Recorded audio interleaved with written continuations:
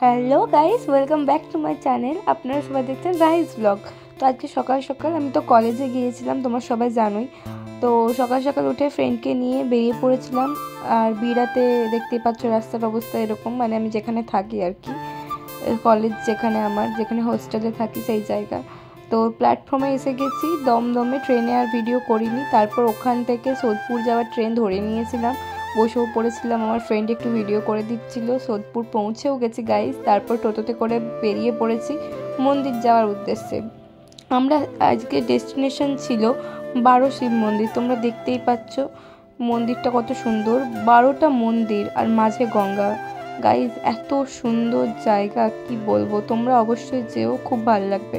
আর খুবই ভিড় নেই এখানে। আসল কথা হচ্ছে এখানে ভিড় থাকে না, খুব শান্ত শিষ্ট একটা পরিবেশ। আমি এখানে ঠাকুরকে প্রণাম করছিলাম, তারপর এখানে একটু ভিডিও করছিলাম। দেখতেই পাচ্ছ আমি একটু হেঁটে হেঁটে যাচ্ছিলাম। আর এই যে গঙ্গার ধার, এত সুন্দর হাওয়া দিচ্ছিল, এত রোমান্টিক একটা ওয়েদার ওখানে, কি বলবো, তোমরা দেখে নাও। এত সুন্দর জায়গা, খুবই ভালো জায়গা। তোমরা অবশ্যই এই জায়গাতে যেও, খুবই ভালো লাগবে। মন খারাপ থাকলে তো অবশ্যই যেও ওই গঙ্গার ধারে।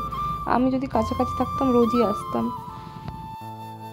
তারপর গাইজ ওখানে একটা দাদার সাথে দেখা হলো। এই দাদাটা ফিটনেসের দিক থেকে খুবই ভালো, খুবই। আমি তাকে জিজ্ঞাসা করছিলাম সে কী করতো। সে আগে যোগার টিচার ছিল, আগে এক্সারসাইজ করাতো বাচ্চাদের, বাট কিছু কর্মসূত্রে তিনি এখন ড্রাইভারি করেন। তার কিছু প্রবলেম রয়েছে পার্সোনাল, যাই হোক সেগুলো আমি আর এখানে বলছি না। তো দাদা দেখো খুবই খুবই খুবই সুন্দর আমাদের তার ফিটনেস যা যা রয়েছে, ফিটনেস, তার এক্সারসাইজ, তার সে যা যা করতে পারে, তার করতে ভালোবাসে, সেগুলো দেখাচ্ছিল। দেখতে পাচ্ছ কত সুন্দর। দেখো দেখো, আমি তো এই ফার্স্ট টাইম দেখলাম এত সুন্দর করে এরকম এক্সারসাইজ করতে পারে, প্লাস এরকম এই ফার্স্ট টাইম দেখলাম। না দেখলে আমি বিশ্বাস করতে পারতাম না, নিজের চোখে এরকম দেখলাম ফার্স্ট টাইম। টিভিতে অনেক দেখেছি ঠিকই, কিন্তু এই ফার্স্ট টাইম নিজের চোখে এত কাছ থেকে দেখলাম। তারপর আমি আবার ঠাকুরের কাছে প্রণাম করলাম একটু, আর ঠাকুরকে আমার মনস্কামনাগুলো একটু জানিয়ে আসলাম, যদি পূরণ করে অবশ্যই তোমাদেরকে বলবো। তারপর একটু গঙ্গার পাড়ে গঙ্গার জল গায়ে ছেটাতে গিয়েছিলাম।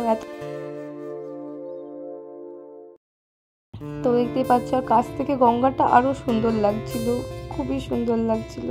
তোমরা চারিদিকের ভিউটা একটু দেখে নাও, আমি দেখিয়ে দিচ্ছি। জায়গাটা এরকম ছিল। আর এই জায়গাটা প্রি ওয়েডিং শ্যুটের জন্য খুব সুন্দর।